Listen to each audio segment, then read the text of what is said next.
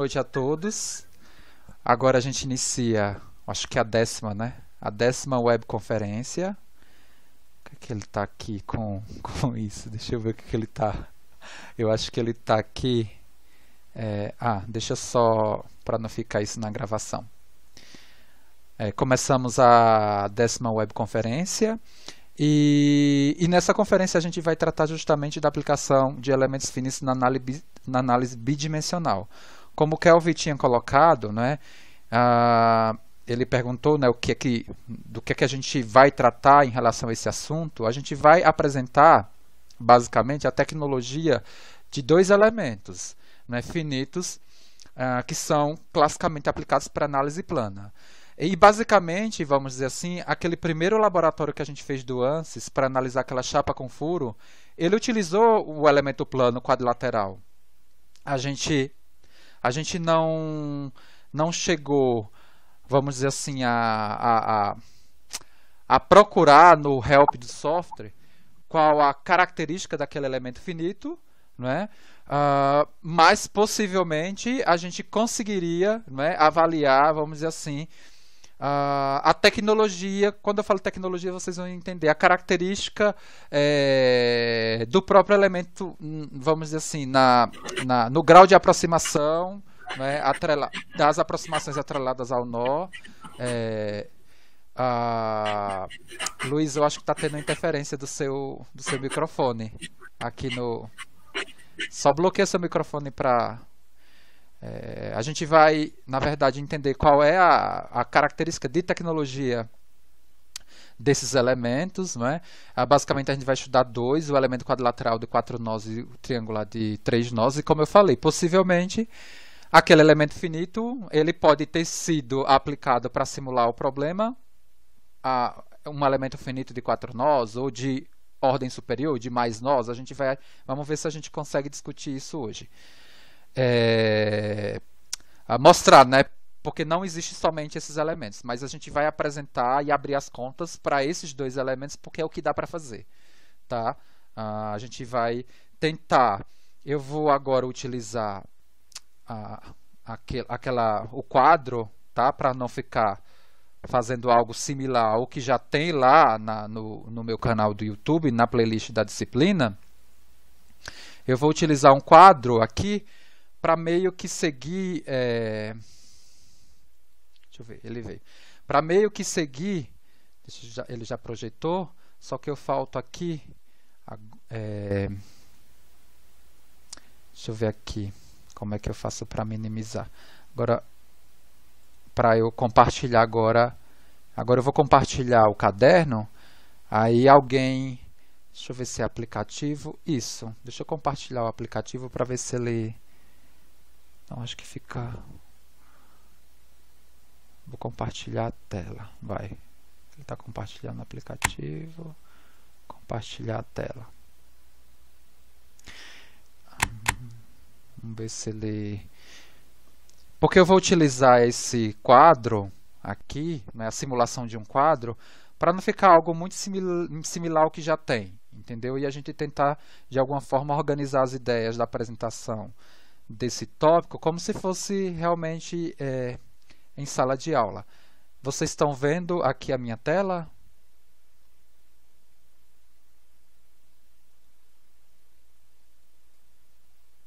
Sim? Só dá para ver a apresentação do slide. Só tá ainda, não está ainda compartilhado, né? Deixa eu voltar aqui. Compartilhamento da tela foi encerrado. O compartilhamento da tela foi iniciado. Ninguém entende. Agora eu vou tentar compartilhar de novo a tela inteira. Vamos lá. Vamos ver se ele. E aí eu vou utilizar o mesmo caderno para a gente tentar fazer uma aula mais dinâmica. Todo mundo entrou sem solicitar. O meu aluno de mestrado estava aqui, ele saiu. Não sei se deu algum problema. Que eu pedi para ele acompanhar a aula também. Aqui está falando que está compartilhando, mas ele não está compartilhando, né?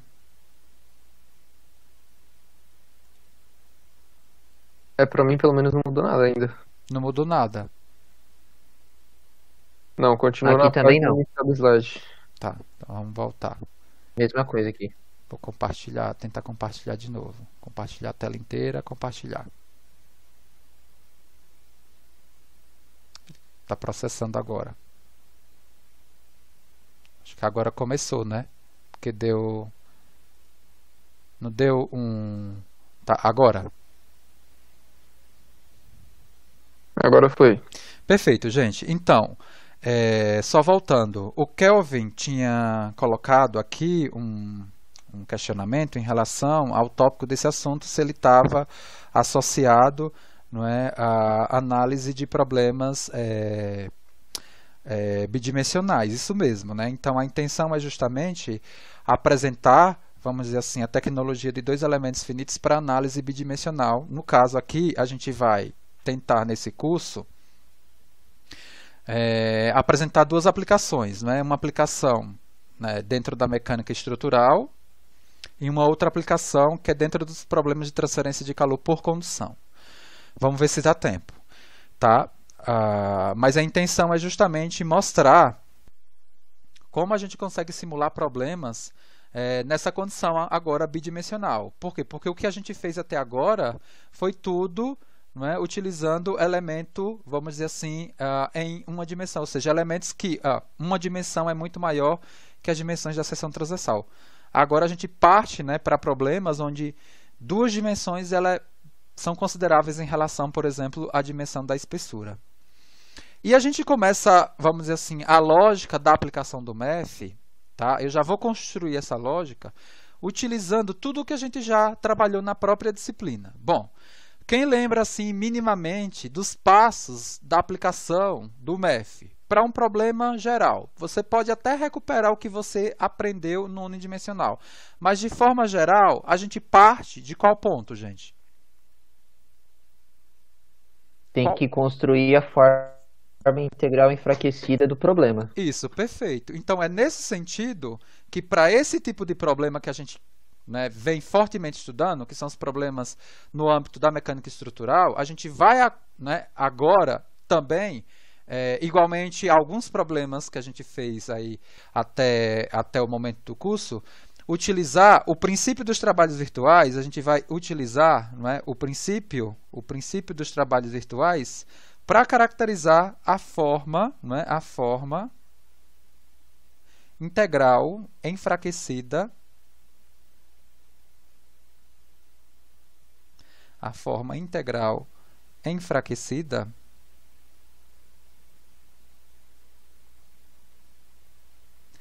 para analisar também esse tipo de problema, né? A gente já viu, né, que o PTV, para os problemas mecânicos estruturais, é uma forma irrestrita, né, de se obter a forma integral enfraquecida desses problemas, com aplicação, vamos dizer assim, para uma abordagem de problema, seja ela de comportamento linear e não linear, né?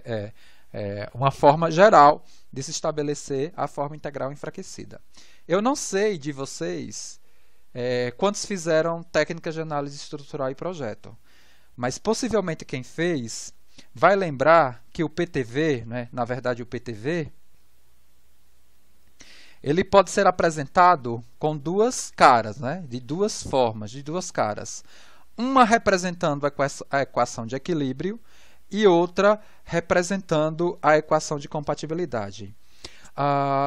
Quem fez, né, técnicas de análise estrutural e projeto, possivelmente lembra do método da carga unitária. Alguém fez e lembra? O Elton fez comigo, então ele lembra. Não é, Elton? Fiz, eu não sei.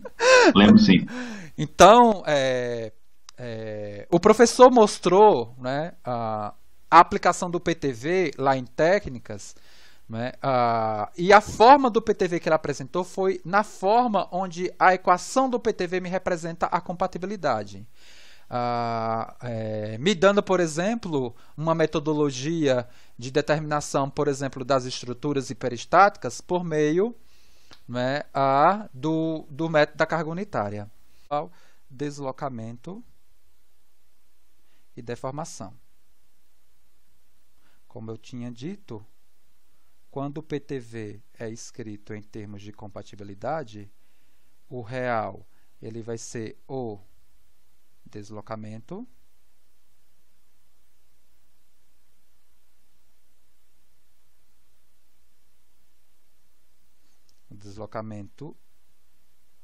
e deformação, ou seja, o campo cinemático.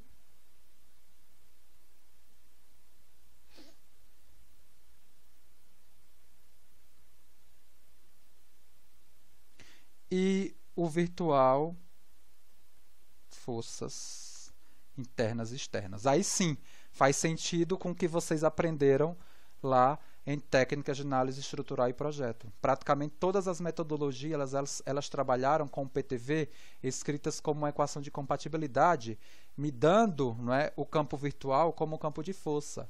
É tanto que o método da carga unitária, a carga unitária justamente estabelece a condição de força virtual. Tá? E aí vocês lembram como, vamos dizer assim, resolver estruturas, sejam elas isostáticas ou hiperestáticas, a partir dessa condição do PTV. Então, o método da carga unitária é um método onde o princípio dos trabalhos virtuais é aplicado, mas esse princípio dos trabalhos virtuais é aplicado numa forma de compatibilidade. Tudo bem? Né? Só para agora não ficar mais confuso, né? No início aí da nossa webconferência, então eu tenho o PTV, que vai ser a maneira de eu construir a minha forma integral enfraquecida, que vai, vamos dizer assim, nortear o desenvolvimento que a gente vai fazer a partir de agora. É a partir do PTV que eu já construo a minha forma integral enfraquecida. Esse PTV ele pode ter duas apresentações, só que na apresentação de elementos finitos a gente vai utilizar a apresentação do PTV em equilíbrio, onde a gente tem como campo real, né, as forças internas e externas, e o campo virtual, o deslocamento, né, que é o campo cinemático. E como já dito, né, é muito mais tranquilo para a implementação computacional você identificar campos de deformações virtuais compatíveis, né, do que campos de tensões virtuais equilibrados. Né? Como eu falei, numa estrutura hiperestática, né, com carregamento qualquer, você não consegue enxergar, por exemplo, qual é o valor das reações de apoio ali imediatamente. Você tem que calcular. Já no seu viés cinemático, não. Você olha para as condições de apoio e você consegue falar, opa, isso daqui está engastado. Então, eu não tenho deslocamento, no caso de estrutura plana, eu não tenho deslocamento no plano e não tenho rotação aí desse ponto. A intenção agora é meio que formalizar, vamos dizer assim, as grandezas envolvidas, né, na modelagem de um problema plano no âmbito mecânico estrutural. E aí, para isso, a gente vai ter que introduzir um conjunto de equações que a gente até já apresentou para o problema de barra sobre força normal, né? Que é o quê? Que é a equação de compatibilidade, né? Que é uma equação que relaciona o campo cinemático com o campo de deformação, a equação de equilíbrio, que vai ser dada pelo próprio PTV, e a lei de Hooke, que vocês já conhecem. Por quê? Qual é a sequência? A sequência é, igualmente ao que a gente fez no problema de barra sobre força normal, vigas em flexão, a gente vai, de alguma forma, manipular esse conjunto de equações e colocar, né, as variáveis de trabalho dele, uma em função da outra. Né? Na verdade, a gente vai colocar, né, tensão e deformação em função do campo de deslocamento para representar o PTV em função exclusiva do campo de deslocamento. E aí a gente parte para aplicar a técnica de elementos finitos. Aí vocês me dizem quais são os próximos passos. Os próximos passos: despeça uma certa quantidade de nós no meu domínio, né? Ligue esses nós, define uma sub-região de análise, né, denominada de elementos finitos. Atrele, né, uma função de aproximação no nó. Defina o grau de aproximação e caracterize o tipo de elemento finito que você tem aí, e aí vai. Né? É a mesma lógica. Eu não sei quantos vocês leram, né, o texto de apoio, mas seria importante, né? É tanto que eu acho que o primeiro texto de apoio, né, o primeiro texto de apoio da nossa disciplina, ela trouxe, né, basicamente um resumo desse conjunto de equações, que eu vou aqui reproduzir agora. Eu não sei também quantos de vocês fizeram teoria da elasticidade. Alguém fez? Eu fiz no quadrimestre passado com o César. Ah, perfeito. Então, quem fez teoria da elasticidade minimamente vai reconhecer o que a gente vai tratar aqui. Tudo bem? Então, o que eu vou fazer é o seguinte. Eu vou considerar aqui, ó, um dado sólido. Esse sólido, né, esse sólido aqui, ele possui um dado volume, tá? Um dado volume que eu vou denominá-lo de V. Por exemplo, a barra sobre força normal nossa era um sólido, cujo volume era quem? Era a área vezes o comprimento. Aqui eu estou dando de forma geral. Nesse sólido aqui, eu vou tratar ele, né, no viés bidimensional, sendo governado pelo sistema de coordenadas x, y, e eu vou assumir que as minhas variáveis de trabalho, todas, elas só vão variar ou com x e com y, tá? Nesse sólido aqui, eu vou colocar uma região onde eu prescrevo o campo de deslocamento, tá? Por exemplo, em barra sobre força normal, né, eu pego a minha barra, né, aqui é o meu sólido, e eu prescrevo aqui. Eu só estou dando essa condição geral aqui para encaminhar o que a gente vai desenvolver. Além disso, nesse sólido, eu posso... na verdade, eu vou caracterizar um vetor que eu vou denominar de forças de volume, tá? E ainda eu vou denominar, tá, um conjunto possível de forças que vão agir aqui, tá? Um conjunto de forças, P barra, que vão agir no contorno, tá, do meu sólido. Então, eu vou ter aqui um contorno aqui, ó, denominado, né, de gama T, e eu vou ter também, no meu contorno gama total, um contorno onde eu prescrevo deslocamento. Veja que nesse problema de barra aqui, o meu contorno é esse ponto e esse ponto. No contorno, ou eu prescrevo força, ou eu prescrevo, né, a deslocamento. Todo mundo enxerga isso? Eu não posso ter aqui, eu não posso ter, né, as duas situações. Aqui eu tenho uma reação do apoio, mas eu não posso prescrever uma força simultaneamente com, né, a prescrição do deslocamento. Ou é uma coisa ou é outra. É tanto, não é, que existe uma forma clássica de se mostrar, não é, que, não é, esse contorno, não é, interseção a esse contorno daqui vai me dar o quê? Um vazio, conjunto vazio. O meu contorno total é dado pela união, não é, dessas duas regiões. Ok? E ele é um ou outro. Ou é um contorno que prescreve deslocamento, ou é um contorno que prescreve força. Tá? E naquele caso ali, deixa eu voltar aqui.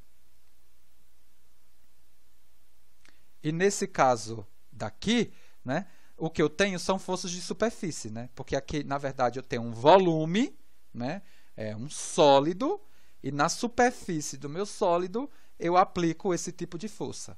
Tá? Eu tenho, né, nesse meu modelo, nessa estrutura de modelagem que eu estou fazendo, né, uma possibilidade de pegar, vamos dizer assim, o peso próprio da estrutura, né, definido aqui pelas cargas volúmicas, é uma forma também de se denominar esse tipo de vetor, ou carga de superfície. O que a gente vai colocar agora no problema é justamente o conjunto de variáveis necessárias para a modelagem em si. Tá? Então, a gente vai trabalhar, né, com as grandezas, a grandeza primária e as grandezas secundárias do nosso problema. Por que eu estou falando isso? Porque, na verdade, a grandeza primária, que a gente vai mostrar aqui, que é a grandeza cinemática, que é o campo de deslocamento, a metodologia de elementos finitos, a técnica de elementos finitos que a gente está apresentando aqui é a forma clássica do método de elementos finitos. É a forma que aproxima diretamente o campo de deslocamento. E pós-processa, na verdade, tensão e deformação. Então, a grandeza primária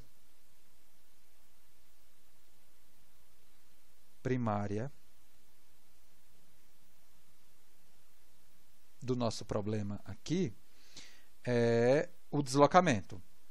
E essa grandeza é uma grandeza vetorial. E aí é o deslocamento. Ou campo de deslocamento. Vamos colocar aqui. Campo de deslocamento. A palavra campo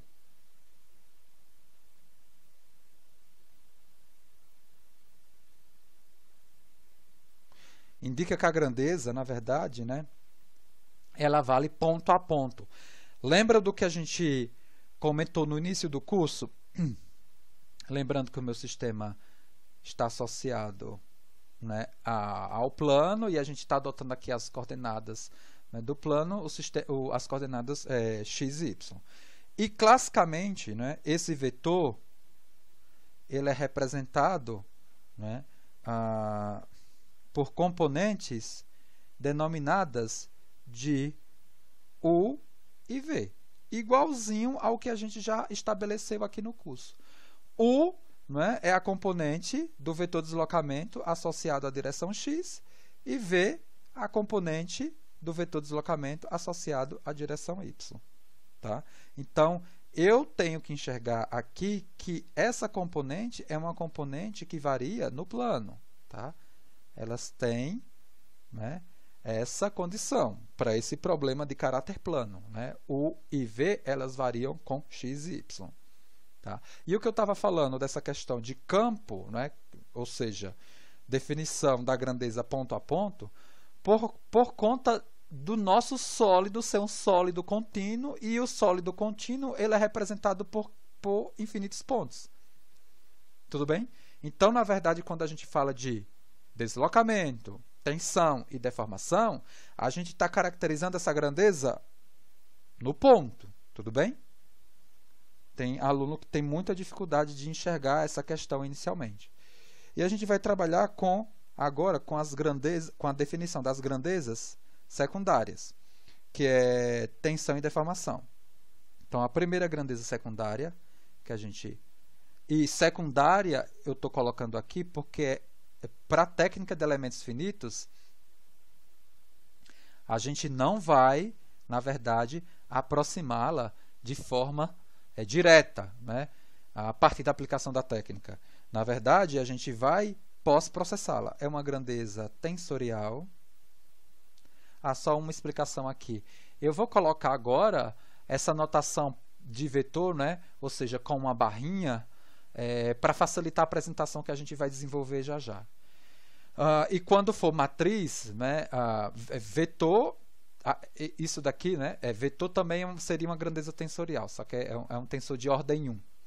E aqui eu quero justificar, né, colocando aqui tensorial, né, para o campo de tensão, porque e é um tensor de ordem 2, campo de tensão, que no plano, possivelmente você já viu essa representação.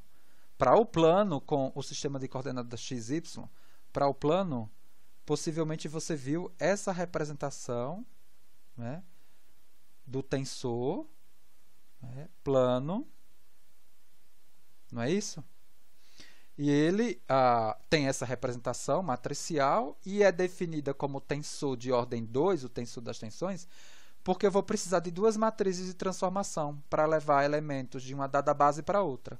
Né? Vetor é um tensor de ordem 1, por exemplo, a transformação vetorial que a gente fez lá em treliça, né, em pórtico, né, para levar, por exemplo, né, vetor de força e vetor de deslocamento, a gente precisou somente de uma matriz T, não é? Para esse tipo de grandeza, não. Né? Não sei se vocês lembram da transformação de círculo de Moore lá em mecânica dos sólidos. A transformação de círculo de Moore, né, é caracterizada justamente por uma transformação tensorial de ordem 2. Tá? Mas aqui no problema, a gente vai representar, né, essa grandeza no viés vetorial. Tá? Então, ela também vai variar em x e y, e ao invés de eu utilizar essa apresentação, eu vou utilizar essa apresentação aqui, ó, tá?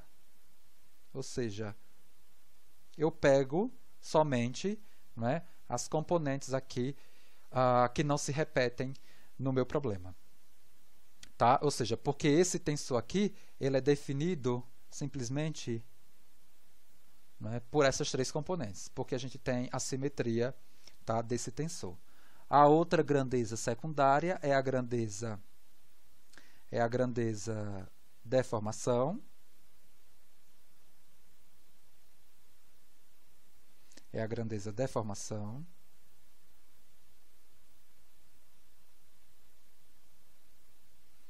E ela também, né, no caso plano, vocês já enxergaram isso em mecânica dos sólidos. Possivelmente o professor mostrou para vocês que no plano XY o tensor das deformações ele é caracterizado a partir dessas três componentes, duas deformações lineares específicas e uma distorção angular, né? E obrigatoriamente, né, e ela aqui nessa representação, vamos dizer assim, de caráter tensorial, é isso que eu quero colocar para vocês, para ficar isso daqui, ó. A representação tensorial, né, aqui é simétrico, tá? Então, eu vou colocar um S para caracterizar, vou colocar aqui, vai, sim, para caracterizar a simetria. Essa é uma representação tensorial, e para eu representar, né, vamos dizer assim, isso aqui tensorialmente, essa componente aqui, né, do tensor das deformações, ele tem que vir dividido por 2. Diferentemente, né, que é uma grandeza secundária também. Diferentemente da apresentação que a gente vai dar para o desenvolvimento, né, da aplicação de elementos finitos nesse problema bidimensional. A gente vai dar uma apresentação, né, aqui é tensorial também, mas a gente vai dar para ela uma apresentação de vetor, ou seja, pegando somente as componentes. Veja que eu não estou colocando aqui a metade da distorção angular, eu estou pegando ela cheia, tá? Para essa apresentação aqui, tudo bem. Só que se eu fizer uma apresentação tensorial, eu não posso trabalhar de forma alguma com ela, né, sendo definida como cheia. Eu tenho que trabalhar com a metade dessa medida. Quem respondeu o questionário que eu coloquei na aula passada não, ontem, lá no CIGAR, tinha uma pergunta justamente que colocava assim: qual o conjunto, né, de restrições envolvidas na modelagem de um problema, né, plano com a condição de elasticidade no meio e isotropia, que é o que a gente vai fazer aqui. E aí foi uma questão de múltipla escolha. Todos responderam ou não? Quem respondeu acertou? Ou não? Hein, gente? Kelvin respondeu? Guerino? Não? Acabei deixando passar, professor, esse questionário. Tudo bem. Então, tinha uma pergunta lá, justamente sobre isso que a gente vai colocar agora. E aí, né, vendo aqui, vai ficar fácil responder. Bom, esse problema, dentro daquela lógica da gente pegar essas variáveis, né, as grandezas, a grandeza, né, primária e as grandezas secundárias, elas têm que, né, elas, na verdade, elas obedecem restrições e as condições de contorno, e depois a gente vai pegar essas restrições de tal forma que eu consiga trabalhar, não é somente com a explicitação da variável deslocamento. Então, essas grandezas, obrigatoriamente no problema plano, elas devem, né, obrigatoriamente atender às equações de equilíbrio. No nosso caso aqui, o equilíbrio vai ser representado por quem? Pelo PTV. Né? Ela também tem que obedecer às equações de compatibilidade.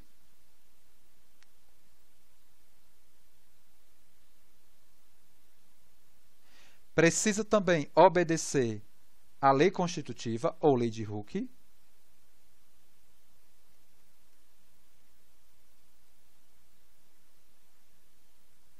E as condições de contorno, né? Claro, do problema.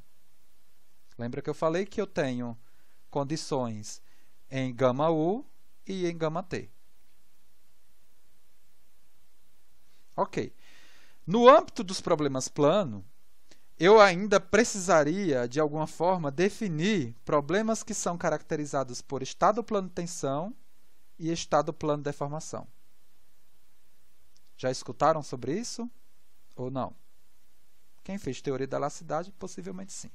E mecânica dos sólidos, se o professor, vamos dizer assim, estabeleceu lá as transformações de tensão e deformação, possivelmente ele comentou sobre estado plano de deformação e estado plano de tensão.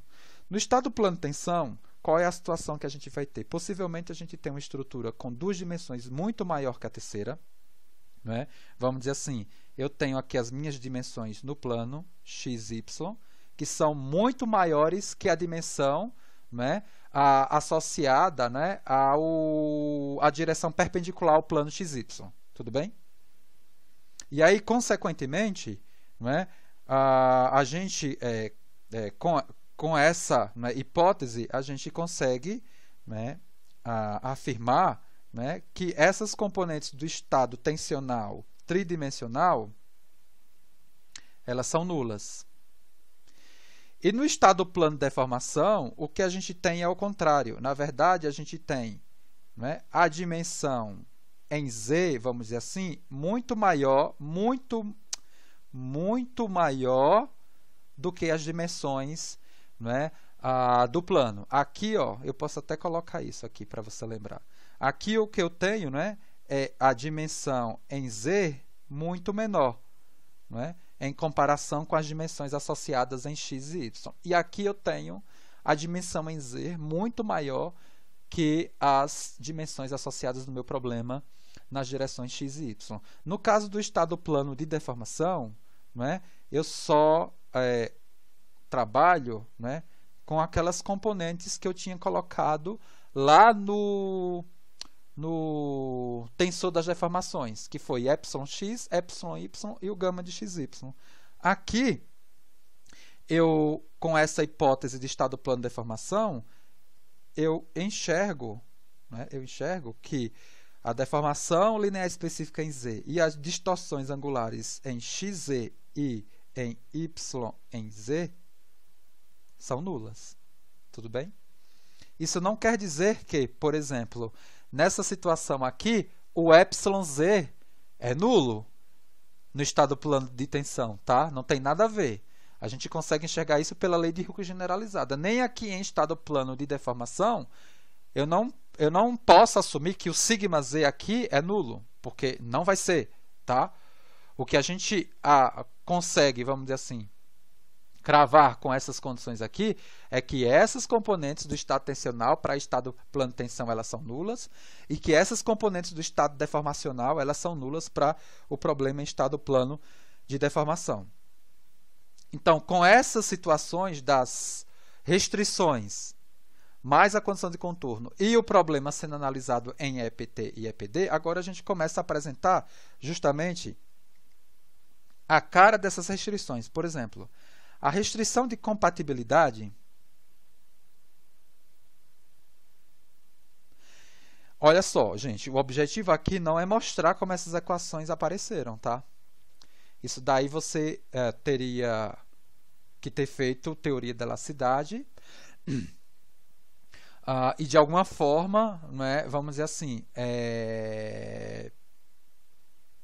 ter enxergado isso já no início do curso. E se tivesse muita dificuldade, vir conversar comigo.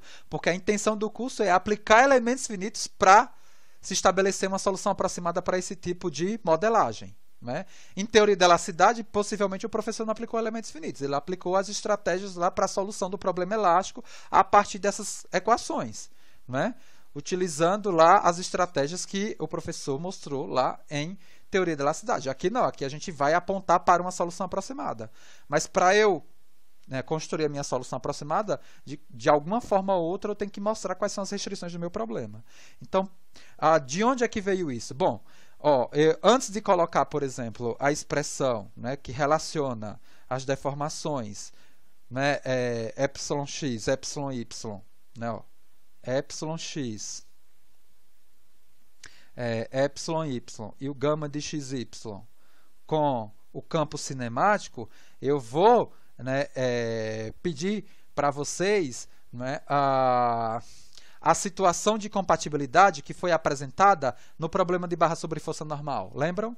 Né? No problema de barra sobre força normal, quanto é que o campo de deformação na direção x se relacionava com a componente de deslocamento, que era a variável u. A derivada do campo de deslocamento me dava quem? O campo de deformação. Né? Isso se estende para o problema bidimensional. E agora, né, eu represento isso daqui, né, por uma derivada parcial. Por quê? Porque o meu problema agora está no âmbito, né, bidimensional. O εx vai ser algo muito similar. Vai ser a derivada do campo de deslocamento na direção y em relação a y. E o gama de xy, ele vai ser quem? Ele vai ser esse conjunto aqui, ó, de derivadas cruzadas. A derivada de u em relação a y, mais a derivada de v em relação a x. Quem tiver muita, mas muita dificuldade, né, olha, estou engolindo isso daí, tá difícil, eu vou pedir para você pegar o meu material lá de mecânica dos sólidos e estudar lá o capítulo. Eu acho que deve ter vídeo, deve ter exercício, quando eu falo lá das transformações de deformação. Tá? Então, eu vou, de alguma forma, mostrar esse desenvolvimento, como é que a gente chega, por exemplo, aqui nessa apresentação, para o caso plano. Ou seja, a relação do campo de deformação com o campo de deslocamento. Ou seja, a derivada da componente de deslocamento na direção x é a deformação na direção x. A derivada do campo de deslocamento na direção y em relação a y é a deformação linear específica y. E a distorção angular é dada por essa derivada aqui. Tudo bem? Então, vamos seguir aqui. O que a gente vai fazer agora, para facilitar a apresentação que a gente vai dar quando da aplicação de elementos finitos, é destacar aqui uma matriz de operador diferencial e denominar essa matriz de operador diferencial de B. Ou seja, representar essa equação de compatibilidade a partir dessa matriz aqui de derivadas parciais. Isso que eu acabei de escrever é igualzinho à expressão anterior. Eu simplesmente, vamos dizer assim, estou introduzindo agora essa matriz aqui, que eu vou denominar a mesma de B, só para facilitar. E como é matriz, diferente de vetor, eu vou representar esse elemento aqui com dois tracinhos. Tá? Então, eu posso compactar aqui essa apresentação dessa forma. B, né, aplicado ao vetor deslocamento. Tudo bem, gente? Eu posso chamar aqui essa expressão de 1, só para organizar. Isso daqui, ó, é igual a essa expressão daqui. Eu simplesmente, né, construí uma matriz que guarda esses operadores diferenciais aqui nessa outra forma. Isso daqui só para facilitar o que eu vou mostrar. Então, essa matriz B aqui é uma matriz, né, que guarda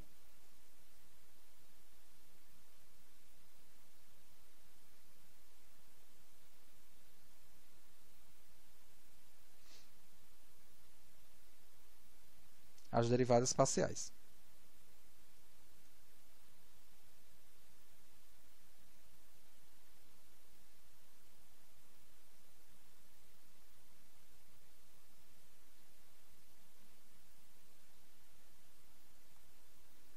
Olha só, já apresentamos uma restrição. A próxima restrição é a lei de Hooke, ou modelo constitutivo, uma ou outra, tá? Tem a mesma denominação, mesmo significado, modelo constitutivo.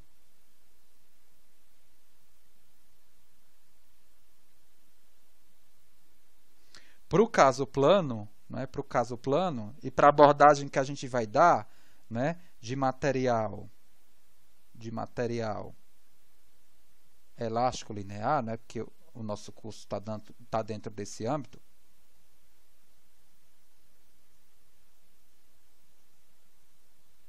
E ainda mais com isotropia no meio, né? Vou colocar aqui material elástico linear, é uma hipótese, e a outra hipótese isotropia do meio.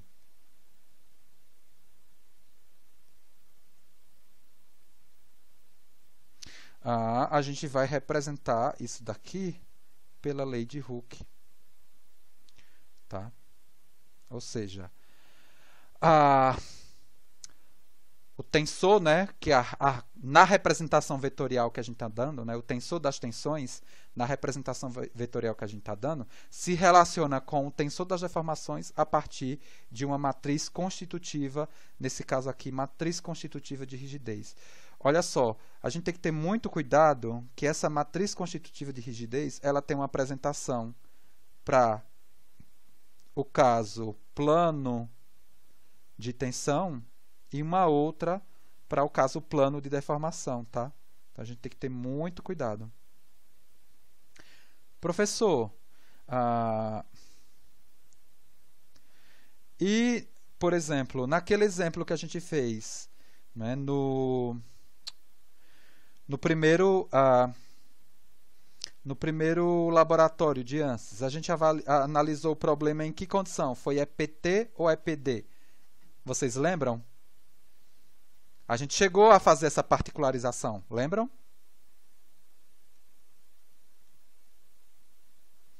Então, possivelmente, né? Possivelmente, a gente teve que dizer lá para a ferramenta, né, se a nossa análise estava particularizada para uma condição plana, qual o tipo de abordagem que a gente deu, se a gente deu em estado plano de tensão ou estado plano de deformação. A gente de alguma forma teve que falar para a ferramenta. Possivelmente, para o problema que a gente analisou, que foi uma chapa com furo, o problema ele foi analisado por estado plano de tensão.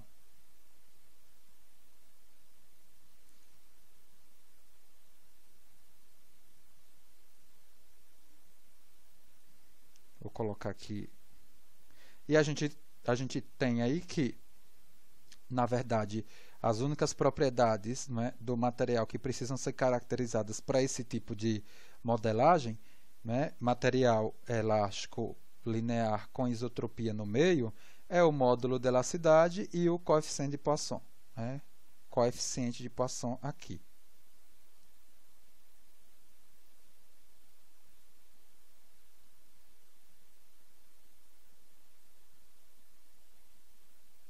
Deixa eu só voltar aqui. 2, 1 menos 1 menos a NI. Perfeito? Então, a segunda restrição, será que eu consigo tirar? Não consigo tirar isso. Mas vai atrapalhar um pouquinho no vídeo, porque eu tenho aqui, deixa eu ver se eu ocultei. Então, é justamente isso. Tá? Eu tenho agora como segunda restrição a lei constitutiva, representada pela lei de Hooke, que ela tem, vamos dizer assim, uma matriz constitutiva de rigidez com uma cara, se o problema, né, ele é modelado como estado plano de tensão, e uma outra cara como se o problema for modelado como estado plano de deformação. E a última restrição, além das condições de contorno que faltam ser aplicada, que falta ser aplicada, é justamente a equação de equilíbrio. A equação de equilíbrio, que para o nosso problema, deixa eu só organizar aqui, deixa eu ver se eu posso chamar, né, eu posso chamar essa expressão daqui de 2, para a gente só chamar isso daqui lá na frente, sem precisar escrever. O equilíbrio, obrigatoriamente, na lógica de se aplicar elementos finitos, eu vou representá-lo por meio do PDV, né? Invocando aquela figura que a gente colocou aqui no início dessa webconferência. Então, na verdade, o que eu tenho, né, como representação do equilíbrio é justamente que o trabalho total, né, dos campos virtuais cinemáticos nos campos reais de força, sejam ele externo ou interno, no caso aqui, né, o trabalho virtual interno, ele tem que ser igual, né, ele tem que ser igual ao trabalho das cargas externas. E as cargas externas que a gente colocou naquela figura, ela foi representada pelo vetor, né, de força volúmica, então é trabalho, né, trabalho é força vezes deslocamento, e aí já já eu explico o que é esse transposto aqui que eu estou colocando. Isso aqui a gente é só para obedecer aqui a matemática, para a gente não estar fazendo nada errado. Veja que os elementos que eu estou colocando aqui com o tracinho embaixo representam vetor, tá? O P aqui com a barrinha também é um vetor de força de superfície. Aqui, deixa eu colocar, eu acho que eu chamei foi de gama T, né? Eu estou colocando aqui gama sigma, mas deixa eu colocar a mesma, tá? A mesma representação que eu dei lá, tá? Isso daqui para qualquer campo, né, admissível, né? Para qualquer campo cinematicamente admissível.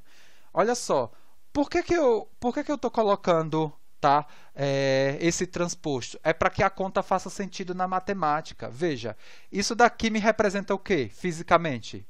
Essa integral da esquerda da igualdade. A energia interna do problema, né? Porque é trabalho, trabalho é energia. Energia é o quê? É vetor, é tensor de segunda ordem, é o quê? Hein, gente? Energia é o quê? É escalar, não é? Então, se eu estou, né, multiplicando vetor por vetor para eu ter, vamos dizer assim, um escalar, eu tenho que, na verdade, enxergar essa conta daqui. Né? Tem que ser um vetor linha multiplicado por um vetor coluna para me dar um escalar. Né? Para eu ter, né, linha vezes coluna, mais linha vezes coluna, mais linha vezes coluna, mais linha, me dando, né, um elemento, né, um vetor de uma única entrada. Tá? Uma matriz 1 por 1. Está sendo um escalar. Então, por isso desse transposto aqui. É para fazer sentido com a operação, né, de produto escalar que a gente está associando aqui. Né? Aqui, esses dois elementos aqui, eles têm que me dar, na verdade, o produto deles tem que me dar um escalar. Tudo bem? A mesma coisa aqui. Aqui eu tenho um trabalho externo. Então, trabalho externo é energia. É energia das cargas externas. Então, de alguma forma, eu tenho que recuperar, a partir da multiplicação de dois vetores, um escalar. E isso só vai fazer sentido, né, com essa apresentação aqui, né, com esses vetores representados dessa forma. Tá? Então, só para formalizar aqui, eu tenho, né, que esse operador virtual cinemático aqui, ele tem que ser o campo, ele tem que ser um campo, né, de deslocamento virtual admissível.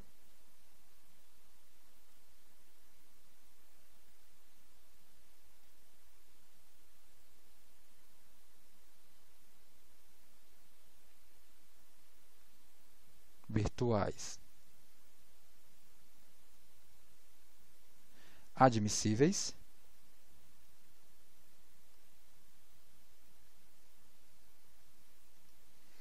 e o del E aqui, o delta E aqui, o campo de deformação virtual compatível com o campo de deslocamento virtual.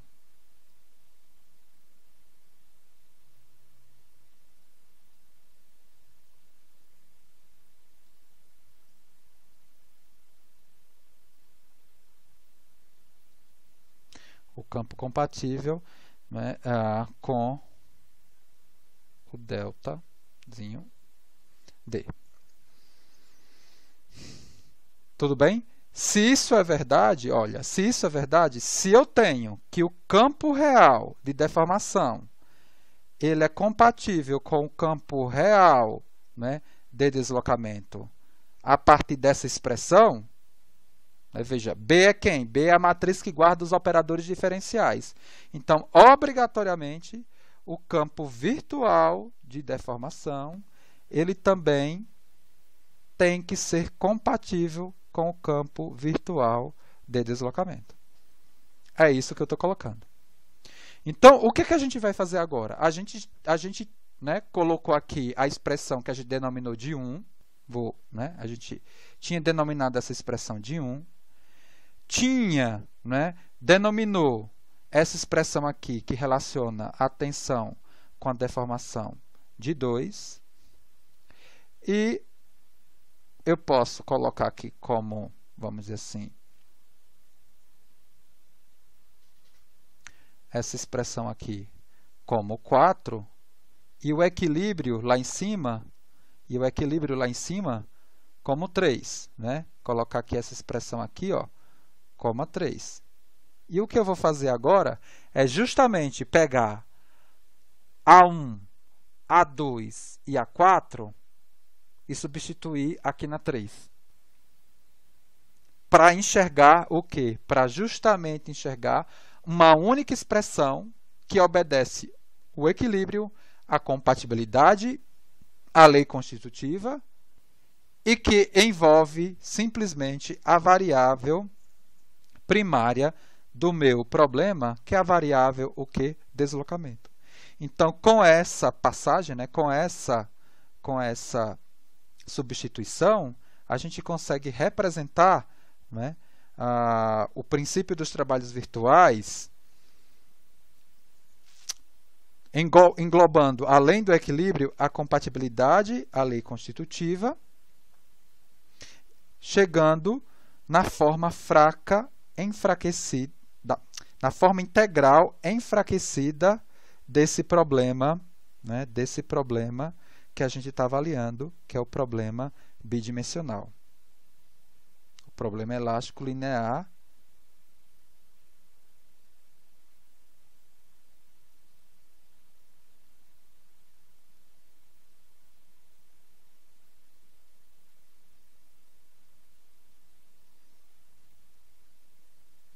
perfeito. Temos a forma enfraquecida, né? Estamos prontos para aplicar elementos finitos.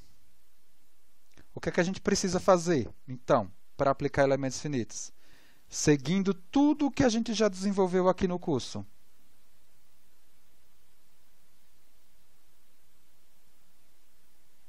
O que é que Definir a distribuição de nós e determinar a função de forma. Perfeito. O que eu vou fazer agora, muito bem, é justamente isso. Agora, veja. Perdeu a graça, né? É justamente aquilo que eu tinha comentado lá no início do curso, né? A gente começa a reproduzir. O que eu preciso agora é enxergar o MEF como, né, uma forma sistemática de gerar as funções de aproximação. E é o que a gente vai fazer agora.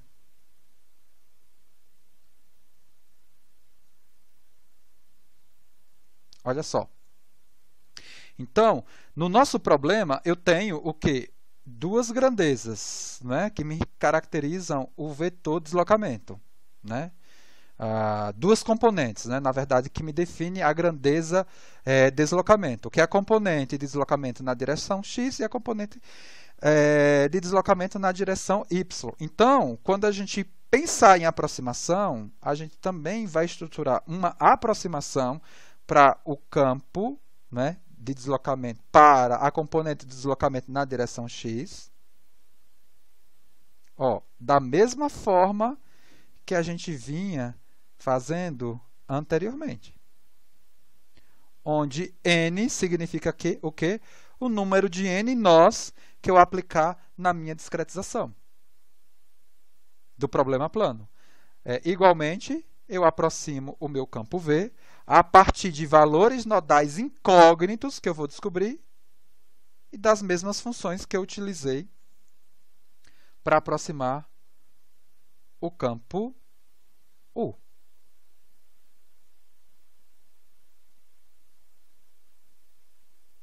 Eu vou pegar agora isso daqui e escrever numa forma, né, matricial, numa forma compacta. Olha só, eu vou ter que o meu vetor, não é, aproximado do campo de deslocamento, ele vai ser dado agora por essas duas componentes aproximadas e que vão ser escritas agora dessa forma aqui, tá?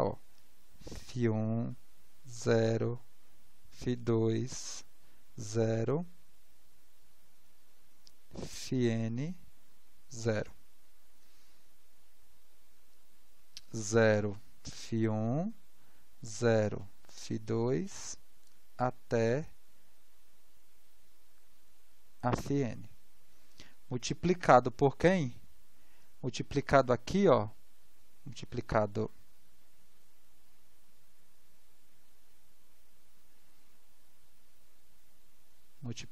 aqui, pelo vetor de deslocamento associados aos nós, que serão as incógnitas do meu problema. Tudo bem até aí? E a gente agora vai chamar essa matriz aqui, que é a matriz que guarda as funções de aproximação, com esse símbolo, e esse vetor incógnito aqui, que a gente vai buscar determinar, né, com essa representação aqui. E eu vou chamar essa nova expressão compacta de 5. Isso aqui vale 5. Ou seja, meu campo aproximado, ele tem essa cara. Olha só. Bom, se eu definir as minhas aproximações do campo de deslocamento por essa expressão, eu posso relacionar, né, vamos dizer assim, o campo de deformação, né, a partir do campo de deslocamento por meio da matriz de operador diferencial. Então, tanto para o real quanto para o virtual. Então, se isso é válido, então o campo virtual de deslocamento ele vai ser também representado por isso daqui. Por quê? Porque elementos finitos eu utilizo quem?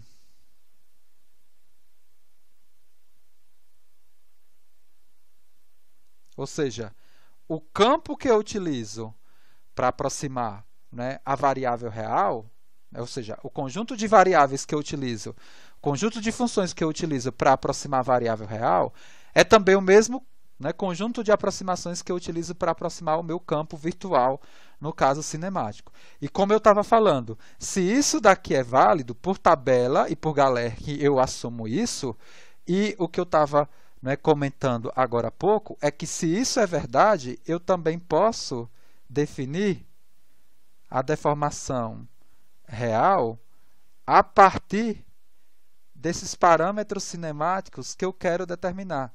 Deixa eu tirar esses dois tracinhos daqui, que é um tracinho só, tá? Desse campo cinemático aqui que eu quero determinar. Igualmente ao campo virtual de deformação. Como eu estou aplicando o Galerkin, isso também vale. E o que eu vou fazer agora é pegar essa aproximação e jogar aqui, ó, nessa expressão agora, né? Porque, na verdade, eu já tenho essa expressão, né, que me representa a forma integral enfraquecida do problema e todas as restrições do mesmo. Na verdade, todas as restrições, mais a condição de contorno natural, né? Aqui não tem condição de contorno essencial ainda, né? A condição de contorno essencial ele vai estar a posteriori, né? Vai ser aplicada a posteriori, na mesma forma que a gente vem tratando aqui no curso. E a intenção é justamente seguir uma passagem que a gente já fez várias vezes aqui no curso. Né? Como é que eu faço? Né? Eu venho com esse primeiro elemento aqui, ó, né? Substituo ele nessa integral aqui. Esses elementos daqui eles vão embora, tá? Esses elementos daqui eles vão embora, que eles vão estar em todas as expressões, e depois eu substituo, tá? Essa expressão aqui na integral anterior para se chegar a essa apresentação aqui, ó. Para se chegar a essa apresentação aqui, que é uma apresentação clássica que vai me dar condições de enxergar matriz de rigidez e vetor de força, tá? Forma bilinear e forma linear. A gente vai chegar nessa expressão aqui, ó, integral de V transposto, matriz que guarda os operadores diferenciais transposto, matriz constitutiva de rigidez, isso aqui pós-multiplicando a matriz B, na matriz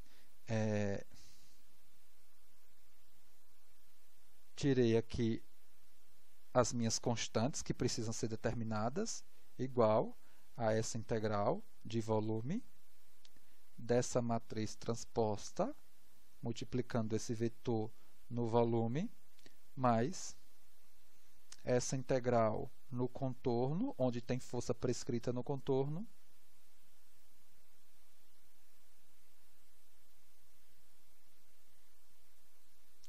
veja, nessa situação que eu escrevi, eu não levei em conta, por exemplo, a possibilidade de existir uma carga concentrada aplicada aí na minha estrutura. Se eu tivesse uma carga concentrada aplicada aí, né, o que eu teria que fazer? Alguém consegue me dizer? Como é que ela entraria nessa forma integral aí? Ela entraria na parte da direita da igualdade ou na parte da esquerda da igualdade? Pressuponho que na parte da direita. Na parte da direita, que é o trabalho das cargas externas, ela não apareceria como um integral, não é? Uhum. Porque é uma carga concentrada, e possivelmente seria quem? A matriz φ, não é? Associada a esse vetor de força concentrado agindo aí, né? Na verdade, né? Essa matriz que guarda a aproximação sendo avaliada num dado ponto onde o vetor de força concentrado, né, ali fosse aplicado. Tudo bem? Igualzinho às questões que a gente trabalhou tanto em viga, quanto em barra, quanto em pórtico, tá? Igualzinho. Aqui a gente só generalizou para um problema bidimensional. Então, o que a gente vai obter aqui são essas constantes que definem a minha aproximação, que são o quê? Os deslocamentos nodais. Tá? A gente só vai reorganizar aqui, ó, a gente só vai reorganizar essa primeira, a integral do lado esquerdo da igualdade, dessa forma aqui, ó, integral de V dessa forma, porque é a forma comumente que vocês vão encontrar nos livros. Ou seja, a anterior é a mesma coisa, tá? Dessa apresentação aqui. E a do lado direito, ela também vai ser ela vai ter a representação igual à apresentação anterior, tá? Então, aqui transposto B dV mais integral no contorno onde eu tenho força aplicada.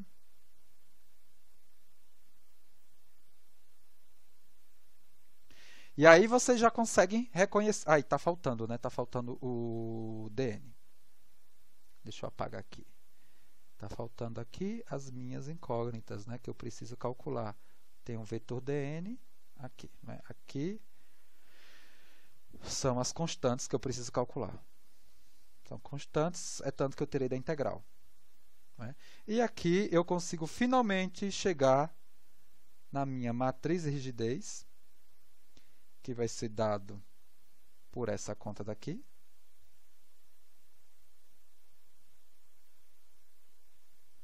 E o que a gente vai estudar agora é justamente a cara e a tecnologia, né, de dois elementos planos para a gente explicitar a matriz de rigidez desses elementos. Lembra o que a gente fez para a treliça, ou para a barra sobre força normal? Explicitamos, né, a matriz de rigidez elemental de barra sobre força normal, que era quem? Né? EA sobre L do elemento, né, o comprimento do elemento, 1, menos 1, menos 1 e 1. Não é isso? Não foi isso? A matriz de rigidez de viga, o que é que a gente fez? Também trabalhamos, né, na caracterização e na explicitação da matriz de rigidez do problema, do elemento finito de dois nós de viga. Explicitamos. Matriz de rigidez do elemento de pórtico. Vetor de força também para uma situação particular de carregamento aplicado, tanto para barra, quanto para viga, quanto para pórtico. Também a mesma coisa será aqui.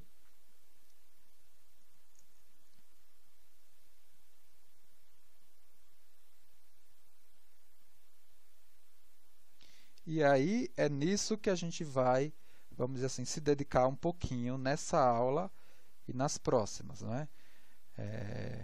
Mostrar tecnologia de elementos finitos para a situação plana, trabalhando, né, num primeiro momento com os elementos definidos no seu viés de coordenada global, XY, para uma situação particular, e aí a gente enxergar que vai existir um problema de se estabelecer a integração exata, né, de uma discretização plana. É muito complicado, porque tudo que a gente fez, por enquanto, a gente sempre processou o quê? Processou integração exata, né? Mas nesse tipo de problema não tem como, gente. A gente vai ter que, né, aqui a gente chega naquela situação clássica, K, deslocamento, força, tá? A única coisa que a gente precisa ainda atender são as condições de contorno essenciais. Na verdade, qual é a ordem, né? Qual é a dimensão desse sistema de equações aqui lineares? Ele depende de quem? Ele depende da quantidade n de nós que eu coloco no meu problema. Em cada nó do meu problema, né, plano analisado, eu tenho quantos graus de liberdade? 2. Eu tenho o deslocamento na direção x e eu tenho um deslocamento na direção Q? Y. Então, esse problema daqui vai ter duas n equações. Tudo bem, gente? Ok? Então, a intenção aqui nossa, sempre vai ser o quê? Qual vai ser a lógica do nosso problema? Sempre é buscar algo elemental, né, processar a cara dessa matriz elemental e depois mapeá-la para uma condição o quê? Global. Tanto de K quanto de F.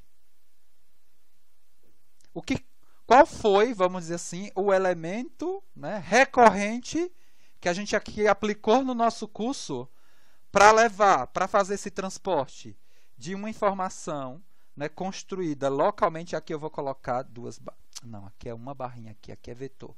Tá?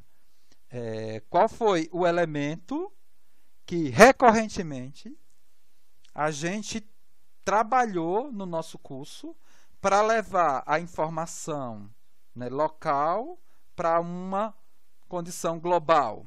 Né? A gente construiu vetor de força e matriz de rigidez elemental, E a partir de uma estratégia, a gente levou essas informações locais para uma informação global. A partir do quê?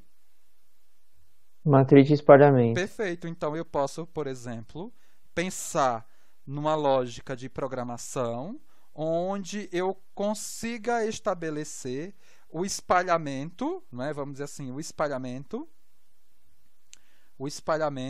dessas informações elementais para uma condição, vamos dizer assim, global de interesse. Tá? Igualzinho.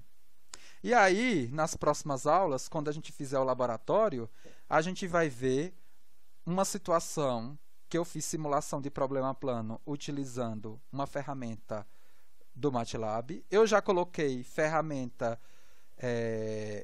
essas ferramentas lá no site da disciplina, eu acho. Tem a ferramenta do livro, né?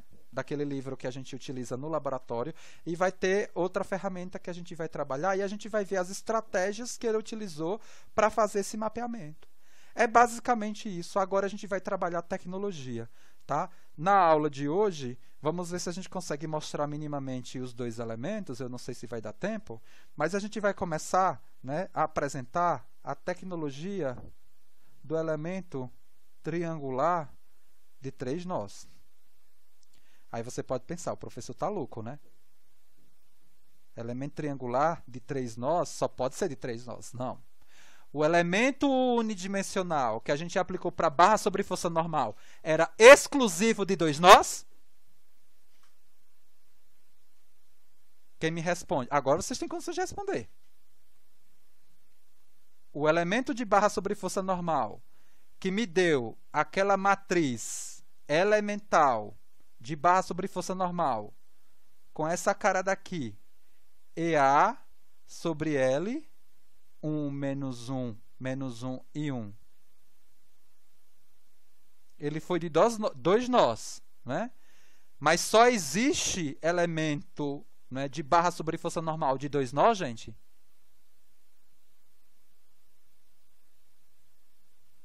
Não. Não, não. O que é que me caracteriza a quantidade de nós num elemento finito? O grau da aproximação dele. O grau de aproximação, perfeito. Então, eu sei aqui que a função que eu utilizei, né, para aproximar o campo de deslocamento, aqui no problema unidimensional, ele tinha 2 constantes, né, para se determinar. Né? Era uma função de grau 1. Né?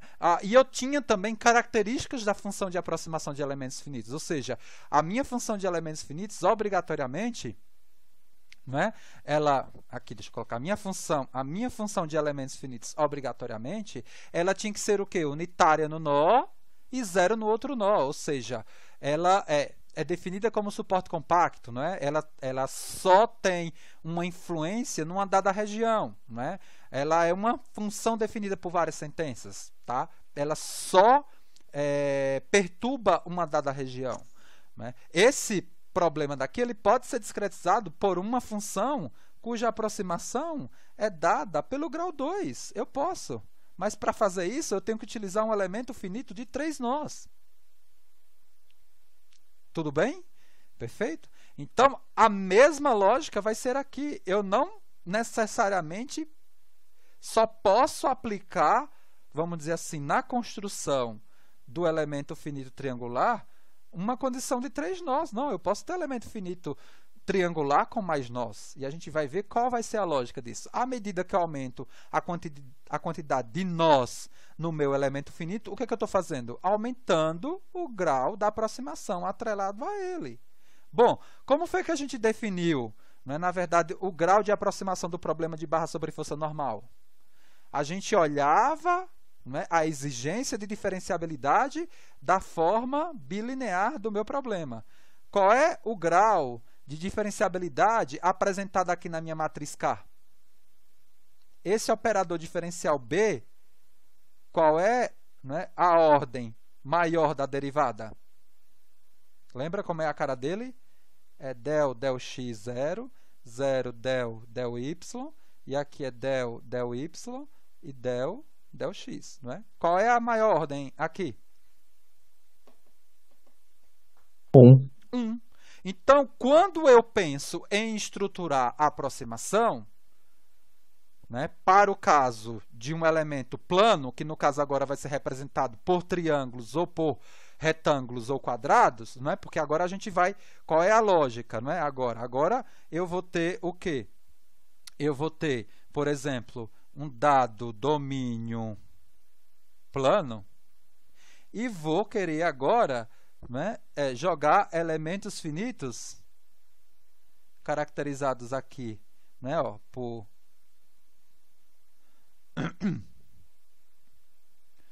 por nós, né? Perfeito? E eu enxergo que esse domínio plano ele só vai ser, né, discretizado por elementos planos, né? No caso quadrilateral ou triangular, que é o que a gente está estudando. Então, e nesses elementos planos a gente vai obrigatoriamente, né, dentro da técnica de elementos finitos, associar aqui uma função de aproximação, né?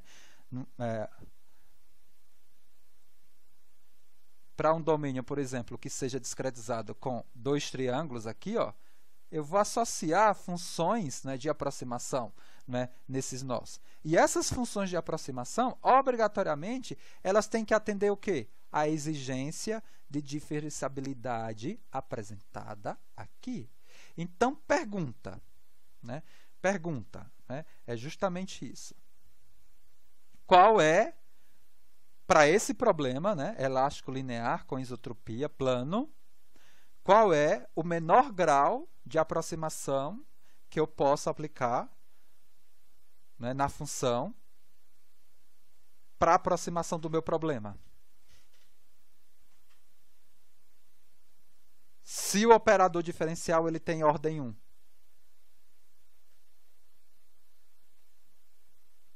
É 1 também. É 1 também, perfeito. Então, por isso, né, por isso da gente mostrar a tecnologia desse elemento finito aqui, né, primeiro, né, que é o elemento finito triangular de 3 nós. Tá? Porque é um elemento, né, no âmbito, vamos dizer assim, bidimensional. Ó, no âmbito bidimensional, eu tenho ele aqui, né, atrelado ao meu plano. Eu vou agora associar aqui os nós dele, 1, 2 e 3. Esse elemento aqui, né, de 3 nós, ele vai ter, né, 2 graus de liberdade por nó, por exemplo, U1 e V1, ou seja, deslocamento na direção x e na direção y associado ao nó 1, deslocamento na direção x e na direção y associado ao nó 2 e o deslocamento na direção x e na direção y associado ao nó 3. Pergunta, elemento finito. Qual vai ser a dimensão da matriz de rigidez elemental, tá, desse elemento finito triangular de 3 nós? Quantos graus de liberdade eu tenho associado a ele? 6. 6. Então, qual vai ser a dimensão da matriz elemental? 6 por 6. 6 por 6. Perfeito. É isso. Está se repetindo, gente. A única diferença, vamos dizer assim, desse processo todo foi, vamos dizer assim, formalizar as restrições do problema, compatibilidade, equilíbrio e lei constitutiva, não é? E mostrar, não é, vamos dizer assim, essas equações em termos das variáveis do problema, a primária e a secundária, né, tensão, deformação e deslocamento, escrever o PTV, né, e colocar no PTV a compatibilidade e a lei constitutiva, tudo em termos de deslocamento. Mas, no mais, o resto, a tecnologia em si, é tudo muito similar, começa a se repetir bastante. Agora, é aquilo que eu falei. Se você não entende lá atrás, fica difícil você entender aqui. Né? Por quê? Porque começa a fugir um monte de coisa. Tá? Então, o que a gente vai fazer? Bom, eu tenho 3 nós. Eu sei que, obrigatoriamente, elementos finitos me associa em cada nó o quê? Uma função de aproximação. Né? Olha só. Eu tenho aqui um sistema de coordenada. nesse sistema de coordenada, eu vou ter para o nó 1, o nó 2 e o nó 3 as coordenadas também. Não sei se vai poluir o desenho, deixa eu ver aqui. Né? Nesse nó 1, eu tenho o x1 e o y1. No nó 2, o x2 e o y2. Tá? No nó 3, o x3 e o y3. Por que eu estou colocando as coordenadas? Porque a gente vai buscar a cara dessas funções. E essas funções, obrigatoriamente, por exemplo, quando eu estiver avaliando a função, não é, atrelada ao nó 1 na coordenada x1 e y1, pela técnica de elementos finitos, ela tem que valer quanto? Quanto equivale a função avaliada no nó onde ela é atrelada? 1. É isso aí. Perfeito. Qual vai ser o valor dela no nó 2? 0. 0. E no nó 3?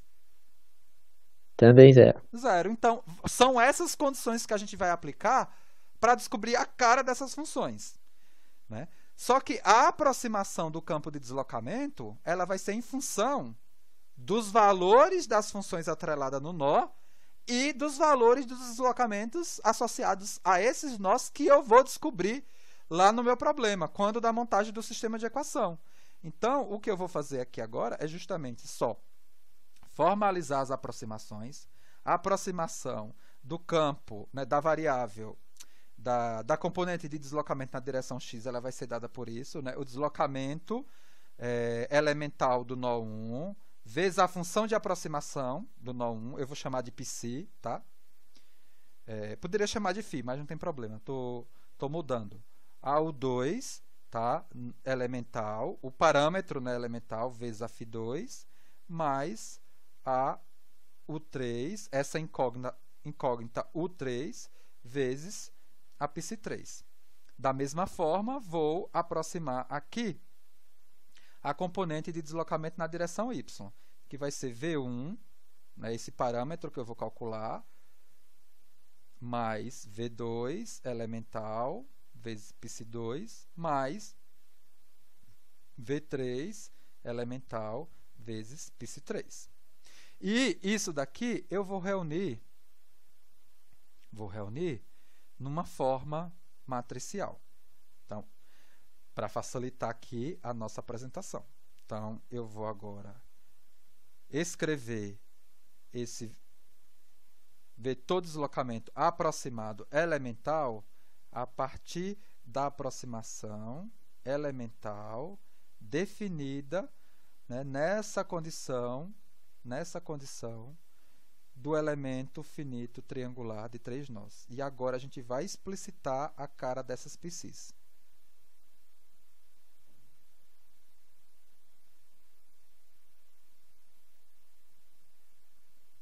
Tá difícil, gente? Não, não é? O mais difícil é entender a teoria da elasticidade, tá? Mas o que está por trás, vamos dizer assim, do software que a gente aplicou é essa teoria simulada a partir dessa tecnologia aqui que a gente está escrevendo. A tecnologia, vamos dizer assim, de se estabelecer a cara dessas funções de aproximação, né, por meio da técnica de elementos finitos, que é o que a gente já vem comumente aplicando aqui no curso.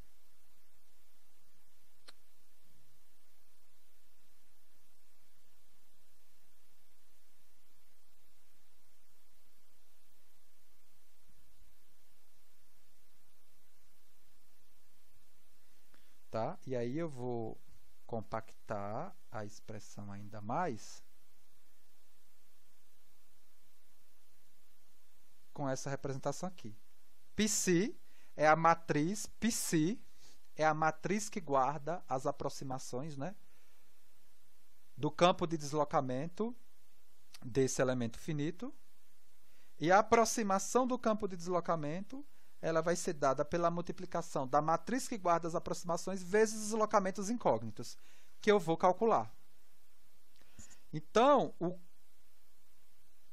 igualmente ao que a gente vem fazendo, né, eu vou colocar aqui que essas funções psi i, no nosso caso, variando de 1 até 3, a gente vai aplicar polinômios, que é o que a gente vai, né, é o que a gente vem comumente utilizando como função para se estabelecer as aproximações dos nossos problemas que a gente vem tratando.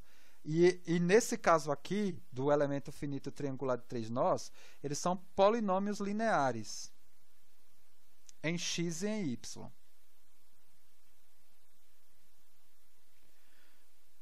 Se eu estou falando que eles são polinômios lineares em x e em y,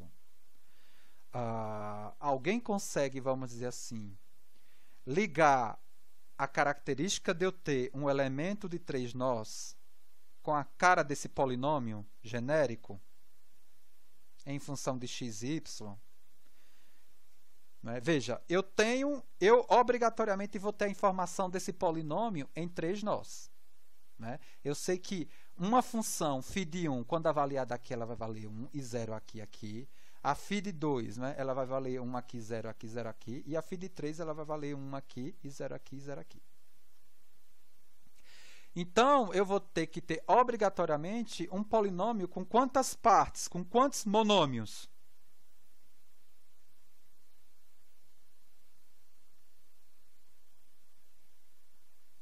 4. 2, 3, 4, 5. Vamos testar com 4, como o colega falou. Se eu tiver 4 monômios, olha só, a cara dessa aproximação, ela obrigatoriamente ela vai ter assim, uma constante vezes x, mais uma constante b vezes o y, né, que é um polinômio em função de xy. Né? Aí tem que ser um polinômio completo, né, para a gente não ter problema de convergência, isso a gente vai discutir depois, tá, no final do nosso curso mais C. E aí eu vou ter que colocar alguma coisa, tá, para eu ter mais uma quarta constante, que é um d e uma situação cruzada. Bom, aí eu tenho um polinômio com 4 constantes, mas o meu elemento é um elemento de 3 nós. Como é que eu vou descobrir 4 constantes se eu tenho o valor dessa função somente em 3 pontos? Aí eu vou refazer a pergunta. Agora, quantos monômios eu vou ter obrigatoriamente para caracterizar, né, as funções de aproximação que caracterizam aí o elemento finito triangular de 3 nós? Não é 4. Não é 4. 4 eu já mostrei que eu vou ter 4 parâmetros. E o elemento finito ele só tem 3 nós. Eu obrigatoriamente só tenho condições de encontrar 3 constantes, porque eu só tenho o valor dessas funções em 3 pontos. A pergunta que eu faço: qual vai ser a cara genérica desse polinômio aproximador? Quantos monômios eu vou ter?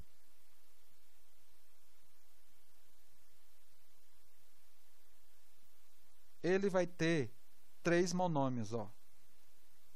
Um parâmetro associado ao monômio x, um parâmetro associado ao monômio y e um outro parâmetro associado, né, à constante.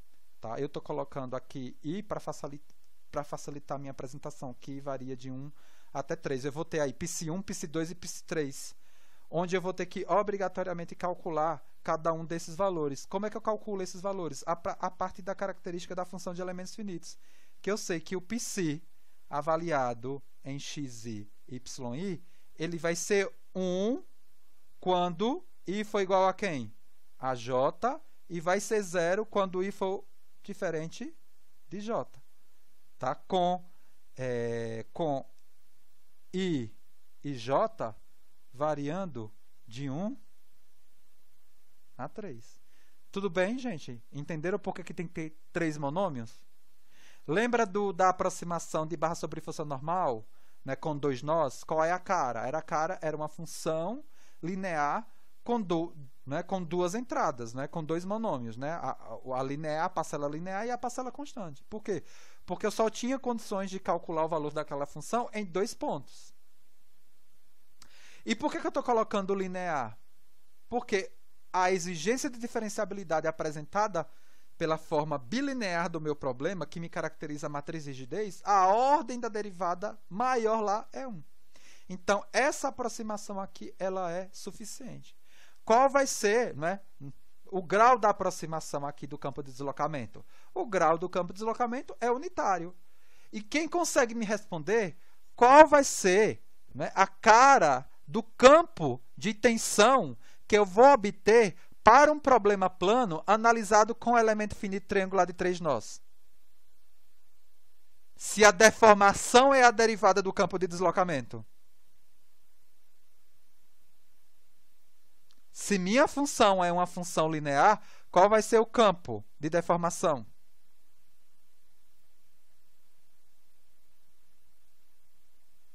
A sala sumiu, será? Alô, alô? Gente? Não, tá lá. Vocês estão aí. Eu estou vendo que tem gente aí. Qual vai ser?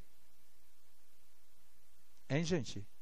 Se a minha aproximação ela é linear em x e em y, e os meus operadores diferenciais são esses aqui, ó.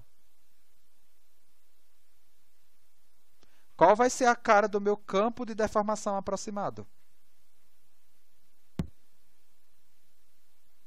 Ele vai ser o quê? Vocês são cansados, né? Vai ser uma constante, né?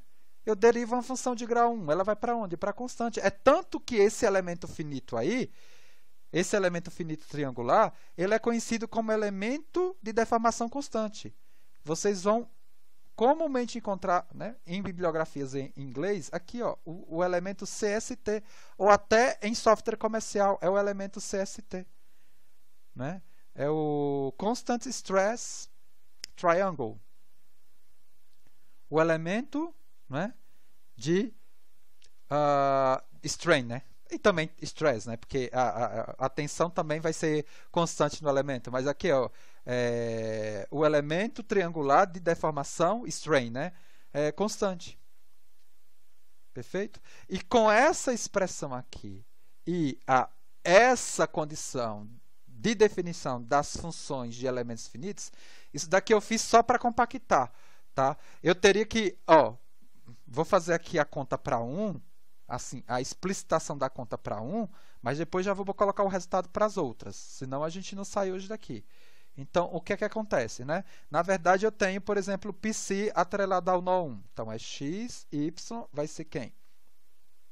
AX, A1, não é? X mais B1 y mais C1. Eu preciso descobrir A1, B1 e C1. Como é que eu faço isso? Bom, com as propriedades da função de elementos finitos. Eu sei que psi1 em x1 e em y1 vale quanto? 1. Eu sei que psi1 em x2, y2 vale quanto? 0. E eu sei que psi1 em x3 e y3 vale quanto? Vale 0. Então, com essas três condições, eu venho aqui, substituo e vou encontrar essa primeira coluna da matriz que eu vou escrever agora. Porque cada uma das colunas dessa matriz que eu vou escrever agora, elas representam justamente as aproximações π1, π2, π3 definidas a partir do cálculo das constantes A1, B1, C1, A2, B2, C2, A3, B3, C3. Então, eu estou colocando aqui uma coluna de constante A, B e C. Tá? Aqui é 1 sobre 2A, onde A é a área do triângulo. Tá? E aqui eu vou ter, por exemplo, na primeira coluna,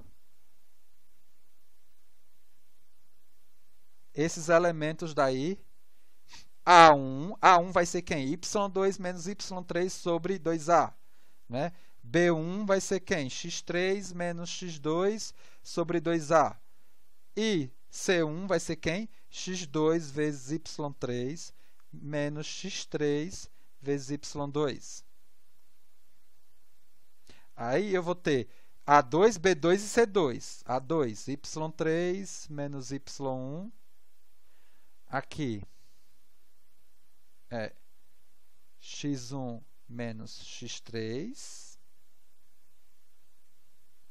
e o C2, x3, y1 menos x1, y3.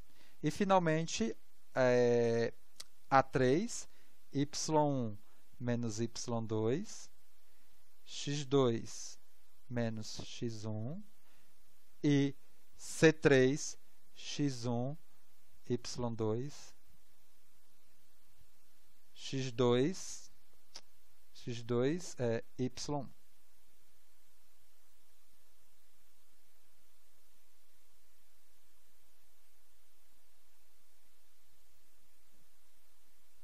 Então, o que a gente tem aqui, ó, nas colunas, a gente vai reunir justamente as 9 constantes necessárias para caracterizar aqui, para definir obrigatoriamente π1, π2, π3. Né? Cada coluna dessa, né? Ó, π1 é só você lembrar, é A1 vezes x mais B1 vezes y mais C1. Tá? E quem é que representa A1? B1 e C1, respectivamente. É essa primeira coluna. π2, eu vou ter A2, B2 e C2. Quem é que vai me representar? São esses 3 elementos aqui divididos pela área, né? Por 2 vezes a área, desculpa. E quem é que vai ser π3? É A3, x, mais B3, y, mais C3. Vai ser o quê? Vai ser os elementos dessa coluna dividido por 2A. E o A, né, é facilmente calculado a partir dessa conta. Isso aqui vocês viram, né, em geometria analítica. x1, x2, x3, y1, y2, y3, 1, 1 e 1. Agora, o que a gente precisa fazer, tá?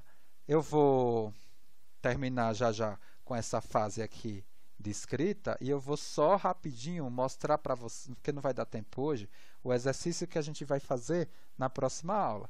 Que o exercício era justamente esse, explicitar as entradas da matriz de rigidez do elemento finito triangular de 3 nós para uma situação particular de coordenadas que a gente vai dar do elemento finito. Gente, vocês vão ver a contaiada que é.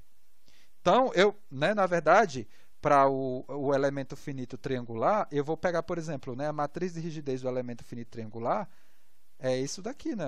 Eu vou pegar essa matriz de aproximação, transpor, né? Colocar o operador diferencial transposto associado a ela. Tenho ainda que enxergar se o problema é em estado plano de tensão ou deformação para eu escolher a minha matriz constitutiva de rigidez. Está vendo a importância? Tenho aqui, né, a matriz de operador diferencial, né, multiplicando aqui ainda na matriz de aproximação que eu tenho do meu problema. E isso daqui, ó, né, a matriz de rigidez de um elemento finito triangular de 3 nós, a dimensão dele é 6 por 6, como vocês falaram. Tá? Uma outra condição, vamos dizer assim, uma outra característica desse elemento CST é que ele é dito conforme. O que significa isso? Para a gente ir lá para o exercício rapidinho. O elemento conforme, ele me condiciona a seguinte situação. Vamos supor que eu tenho aqui um sólido plano qualquer, né, que vai ser simulado, né, por uma análise plana, e eu estou discretizando ele aqui com 2 elementos finitos triangulares. Né, pegando aqui uma região, na verdade, né, discretizada com, né, um conjunto de elementos finitos triangulares. Eu não vou discretizar o restante, tá? Né, com 3 nós. Eu tenho aqui, aqui, aqui. O campo de deslocamento no nó, ele é contínuo, né? Porque a gente vai encontrar uma variável de deslocamento aqui e uma outra aqui, que para esse elemento, né, esse deslocamento nodal tem que ser igual, né? Ele vai ser igual ao mesmo nó. Né? Eu só estou separando os elementos. Tá, eu coloquei uma discretização aqui de 1, 2, 4, 3, né, 5, 6. Né? Aí aqui eu tenho a discretização 4, 1, 2 e aqui 2, 3 e 4. Veja, é o mesmo nó. Então, no nó, eu vou ter a continuidade do campo de deslocamento. Mas para esse tipo de problema, a gente também, né, enxerga que, né, nesse contorno aqui do elemento, né, nesse lado do elemento, vamos falar assim, nesse lado do elemento, o deslocamento calculado, né, a partir desses 3 nós, né, vão ser os mesmos deslocamentos calculados, né, por esses 3 nós daqui de cima. Tá? Então, quando eu tenho essa situação, o elemento é dito conforme. Tá? Eu vou garantir a continuidade na variável de trabalho. Ele é conforme. Alguém consegue me responder se eu consigo garantir isso daí na deformação e na tensão? Para esse problema discretizado com esse elemento aqui, CST? Não vou conseguir. Né? Ele já não tem essa condição da conformidade para a primeira derivada. Né?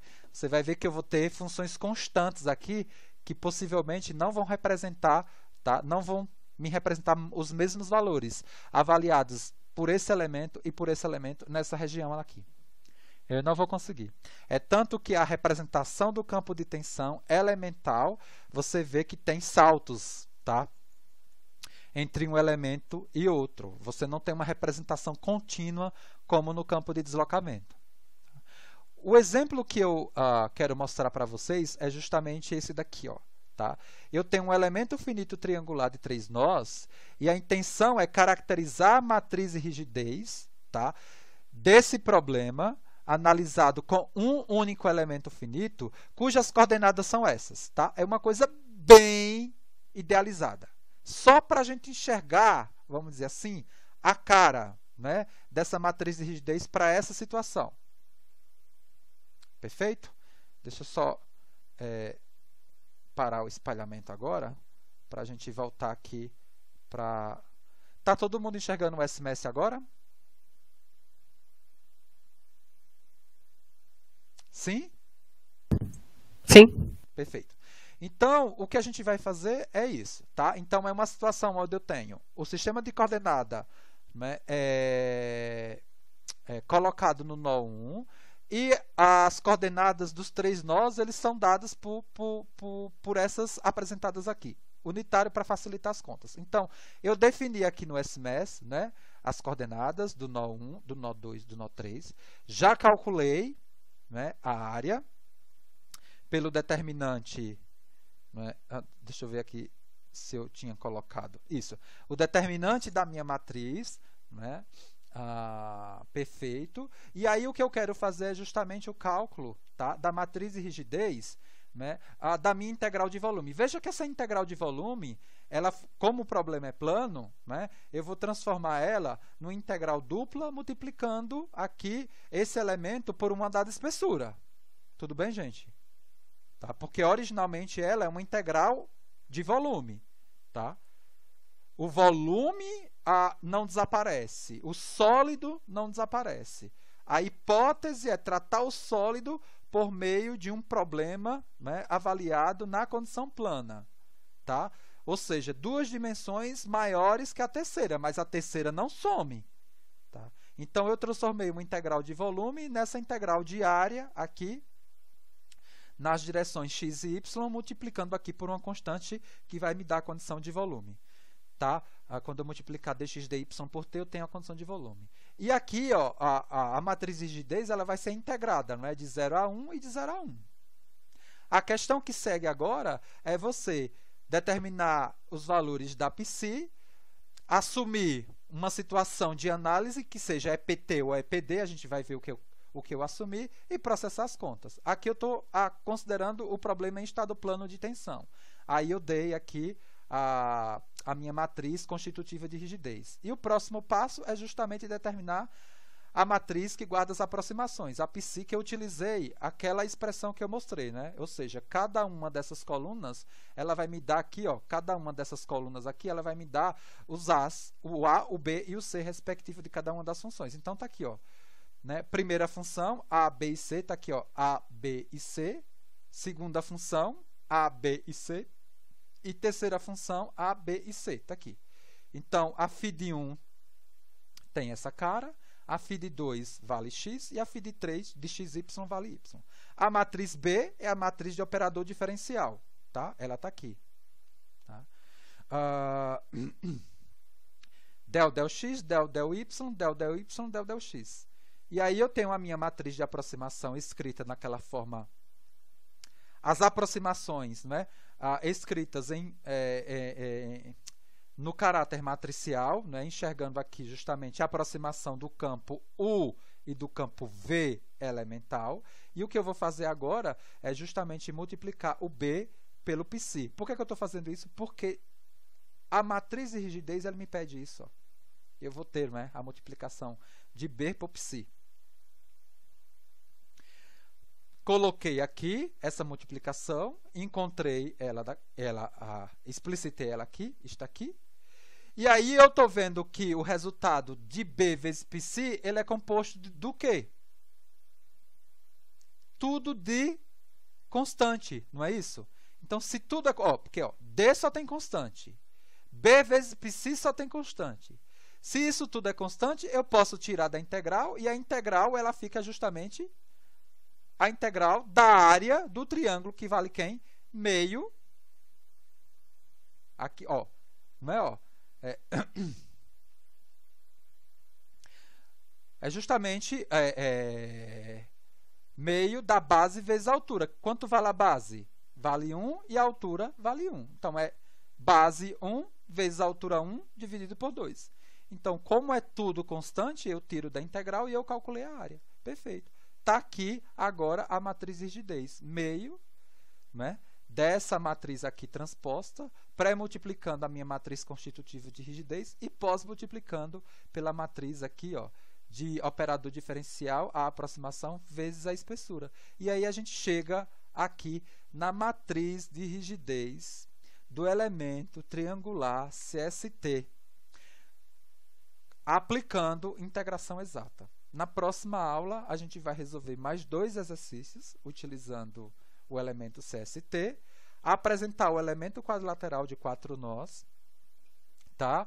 E fazer mais alguma discussão em relação a, por exemplo, como se estabelecer, vamos dizer assim, elemento quadrilateral e triangular de ordem superior. Só vou aqui antecipar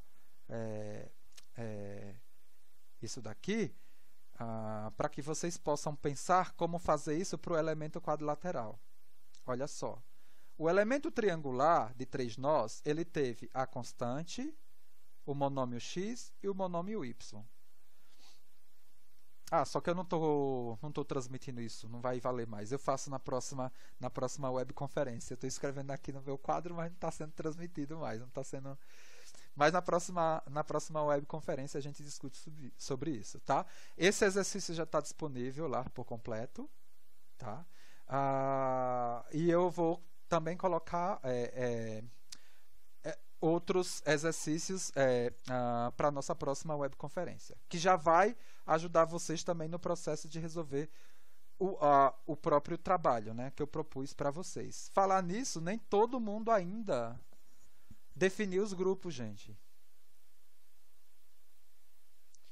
Se até próxima terça vocês não definirem os grupos, quem não definiu vai fazer, na verdade, o trabalho sozinho. Para vocês finalmente decidirem. Porque também, do que eu vi aqui, tem gente que fez a prova e não definiu grupo nenhum. Então, não desistiu da disciplina, né? Então, tem gente que não definiu ainda. Por exemplo, Felipe Ribeiro Pereira. Né? Gabriel Fernando Magalhães, não tem grupo. Guilherme Galhardo, não tem grupo. João Vitor Nogueira de Almeida, não tem grupo. José Lucas Lima, também não tem grupo. Luana de Souza Amaral, também não tem grupo. Tá? Vou dar, vocês coloquem, Guerino, coloca no grupo, né, do WhatsApp, avisando o pessoal, tá? Para que a gente possa, né, para que eles possam definir os nomes e Até próxima terça-feira. Tudo bem, gente? Foi uma experiência, né? Uma experiência, vamos dizer assim, utilizando essa simulação de quadro para tentar explicar algo que eu não tinha dado até então, como uma aula, vamos dizer assim, tradicional. Eu não sei se funciona muito bem como uma aula em quadro negro, porque é a primeira vez que eu estou dando. Mas o que a gente tem de pesquisa é que para curso, vamos dizer assim, virtual, não funciona muito. Na verdade, o que funciona é aquilo que a gente vinha fazendo. Tipo, a teoria já foi dada, você interagiu minimamente com a teoria e a gente faz bastante prática, bastante exercício. É isso que os especialistas falam, né? Então, aí eu não vou fazer isso, né? Porque tipo, é um tópico novo, poderia ter muita dúvida, não é? E eu não sei qual é, vamos dizer, o grau de autonomia de vocês e o grau de tempo que vocês têm e de pressão na situação, vamos dizer assim, da pandemia, para eu, vamos dizer assim, garantir que o que eu coloquei lá de vídeo já era suficiente e a gente já vinha aqui aplicar. Principalmente no próximo tópico que a gente vai dar, que é elemento finito isoparamétrico, que eu acho que a gente vai ter que, de novo, vir para o quadro. Eu também vou disponibilizar o caderno, né? Esse caderno aqui que eu coloquei no vídeo, eu vou colocar lá amanhã, no site da disciplina. Tá? E aí, depois, quem perdeu alguma passagem, volta, pega o caderno, pega o vídeo, né? E dá uma avaliada, uma olhada. Tudo bem, gente? Perfeito? Acharam muito complicado? Tem alguma dúvida? Tem algum questionamento que querem fazer? Basicamente, isso que a gente tratou está aqui, tá na nota de aula. Né? Tudo que a gente tratou aqui, ó, especificamente, está nessa nota de aula. Todos esses elementos. Tá? Todos esses passos. Agora tem, né, o áudio.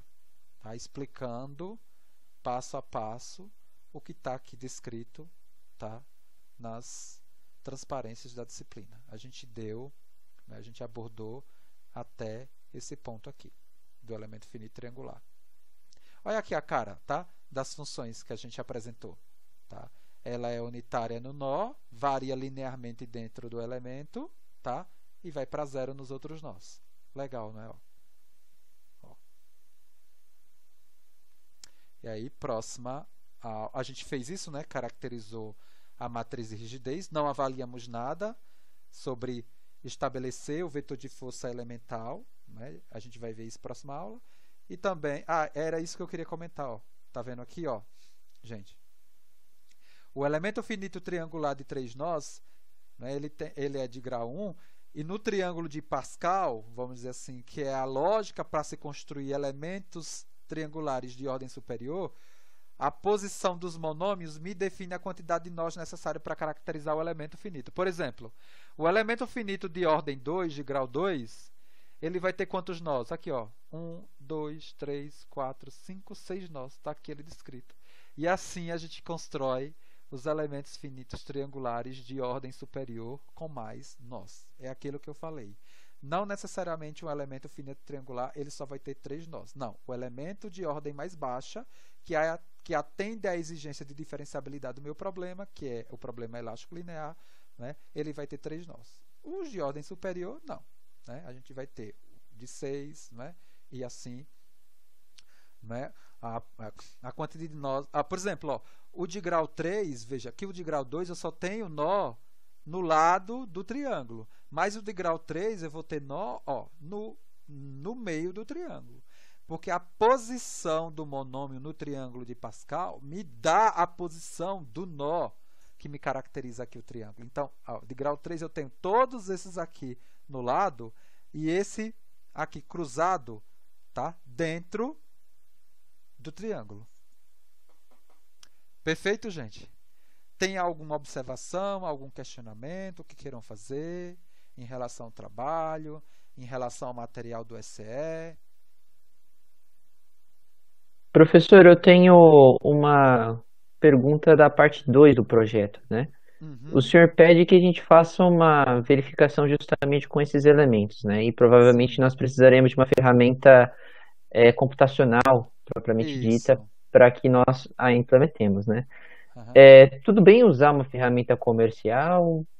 Você pode usar Ou o uma senhor quer que a ferramenta. gente faça Não, você pode usar a ferramenta comercial, não tem problema nenhum, né? Mas o interessante é você pegar aquelas ferramentas que eu coloquei lá no MATLAB para você enxergar as coisas que a gente vai mostrar na teoria aqui, elas programadas lá. Fazendo por lá, você pode pegar o comercial, rodar também esse problema e colocar a curva comparativa. Ó, coloquei a curva comparativa de um software comercial com a ferramenta X. Para o mesmo tipo de elemento, com a mesma aproximação, tá dando a mesma coisa. Que tem que dar a mesma coisa, né? Sim, Se de você fato. utiliza tudo igualzinho, tem que dar a mesma coisa, a mesma solução aproximada. Tá? Mas pode fazer sim por software comercial. Mas você vai conseguir enxergar mais coisas se você pegar aquele tipo de ferramenta e começar, vamos dizer assim, a abrir a mesma. A gente vai aqui também, nessa última parte do curso, pegar, né, tanto aquelas ferramentas, né, vamos dizer assim, que eu coloquei do livro, né, que norteia aqui nossas aulas de laboratório, quanto uma outra que eu vou colocar mais automatizada também. No SMS e uma outra de MATLAB mais automatizada, para você enxergar como é que essas coisas estão num problema clássico de elementos finitos, bidimensional.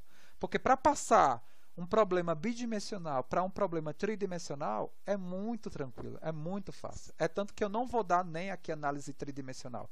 Porque assim, por exemplo, se eu for, por exemplo, abordar aqui o MEF na análise tridimensional, o que é que vai aumentar aí, gente? O elemento triangular ele vai passar a ser o quê? O tetraédrico. Tetraédrico. É a mesma coisa. Ao invés de eu trabalhar com a variável cinemática com U e V, eu vou trabalhar com o quê? Com U, V e W. É isso. É aumentar uma dimensão. Mas todas as contas que a gente fez, elas são o quê? Iguaizinhas. É o mesmo PTV. Só vai aumentar a dimensão das coisas, né? Eu vou ter a matriz lá, B aumentada. Tudo vai aumentar uma dimensão. Mas as expressões, as restrições, é tudo igual. Tudo muito próximo. O que foi, Neto, que você colocou?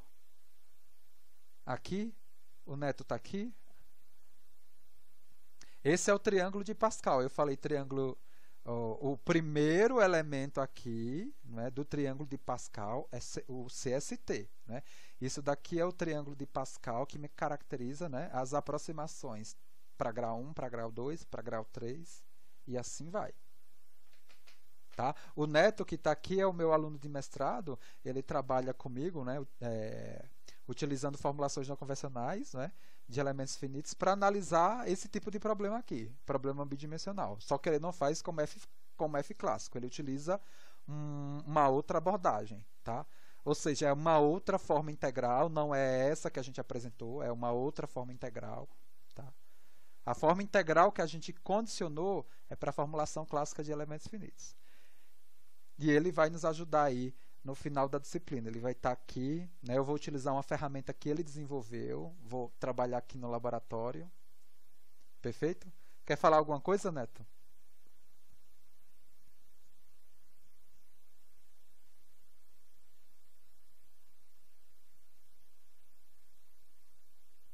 Ah, ele está sem microfone, por isso que ele tinha saído. Deu problema igual lá no Skype? Perfeito. Então, isso daqui é importante para depois a gente entender, vamos dizer assim, a situação mais geral de problema, não é?